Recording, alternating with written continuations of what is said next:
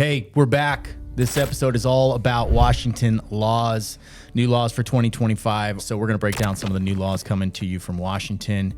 I apologize in advance. They've been there since the 80s, and they no longer can stay there. They no longer recognize the state. You know, the bad has outweighed the good. You know, while they love it geographically and they love where they live, they can't stomach what's happening. And I think it's that drastic change, right? Where it's like the politicians live on the boiled frog analogy, whereas if we just turn it up a little bit, right, we're going to be all right. The kind of thing about blue no matter who recently, like anybody who's against Trump, if they're politicians against Trump, I feel like they're like, yep, they're doing great. When they got like raided and bombarded by anti-Christianity people and stuff like that, and he's like, what's going on? Like, where's the cops? And the cops like, we can't do anything. It's like, you want to talk about our like home invasion robbery rates in Idaho? That doesn't happen.